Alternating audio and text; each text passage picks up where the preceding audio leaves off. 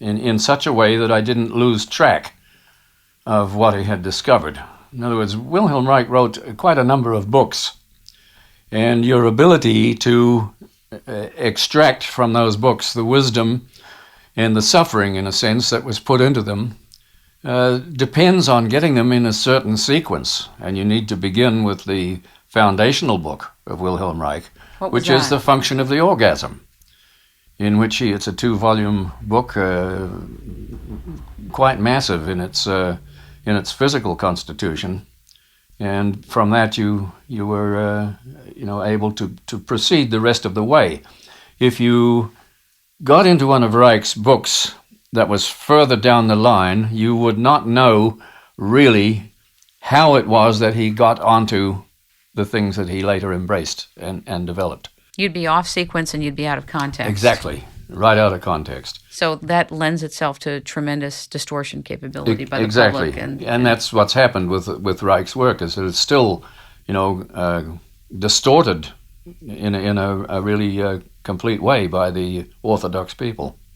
They think that Wilhelm Reich was crazy. That's the psychiatric version of him. But he was anything but. What was his ultimate discovery that lended itself so critical to the weather engineering techniques that he understood. He got to understand what the function of the orgasm was for the very first time in the history of man. That there was a function to this? Yes, of course. Okay. Yes. That the orgasm had a function other than throwing out the sexual substances. Everybody knows that. Can you tell us, what did Wilhelm Reich say was the function of the orgasm? Function of the orgasm is to regulate the energy level of the entire body. Now, just a little while ago, we got to talking about the mystery that the animating energy is to our most profound people on Earth. I mean, they just don't know. If you say to them, why don't you have a project at UCLA to investigate where the energy comes from that we use? Because when we die, we don't have energy anymore. Where is it? Where does it come from? They can't answer you. They have no answer to it at all. Wilhelm Reich developed the knowledge of the energy itself, its characteristics, its accessibility to therapy and things like that. And, he died in jail, and his books and papers were burned by the government. Because I haven't read his work, and many of us probably haven't, who might be listening to this, is he advocating that we should be having more orgasms, or was he pointing a direction in which that's how you isolate and understand what's animating us? That's right. Did I get that correctly? That is correct. That's right. And the orgasm has as its function not the mere hurling out of the sexual substances, but the regulation of the energy level of the entire body. And this stabilizes it and facilitates the motions of the energy in the body. And this is the reason why so many of our basic individual ailments that we have in psychiatry, for example, they're all based on corrupted orgasmic cycles. They're just, people don't have orgasms in the right way. That sounds, not to be disrespectful, but that could sound for some people listening very simplistic, if you know what I'm saying. And sometimes very complex things are. That's right. So I understand that part, but when you say people don't know how to have orgasms in the right way, did Reich talk about that? Oh, yes, comprehensively. That's all in Function of the Orgasm and the other books he wrote. And he was considered to be one of the most brilliant of Freud's successors. He was first clinical assistant to Freud in Vienna, right after the First World War, when he was qualified at the University of Vienna. They all thought that he was a brilliant man. He used to make the whole room would fall silent when he walked in, that sort of thing. He was recognized as a brilliant individual.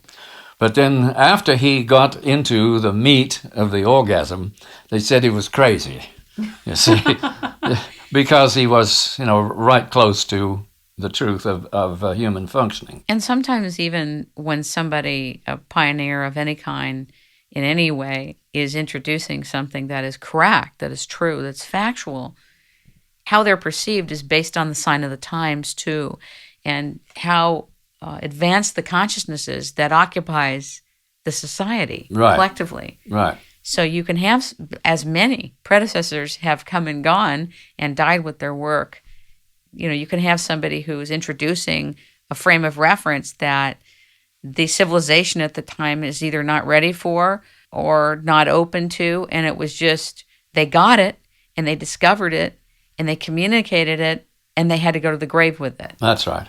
That's right. And That's what he's Wilhelm Reich did. I guess my question, and then I want to go on, but because this is a key part of the Orgone energy, is a key part of your weather engineering access. Does one have to have orgasm or orgasms to access Orgone energy? No, not at all. No more than you have to do. Have orgasms to access electricity. You access it through geometry. It works for everybody, but they just, they don't accept it. So when one is having orgasm, one is accessing a cosmic energy this sort that's already in place. That's right. Okay, that's what I'm trying to understand. That's right. Okay, very good. And the work of Rudolf Steiner, I really feel like as we proceed into introducing to the public how you literally make rain, how this is scientifically set up, we just lend some respect to Dr. Steiner. Yes. Talk to us a little bit about the most critical aspects of his work that have moved you and empowered you to deliver rain.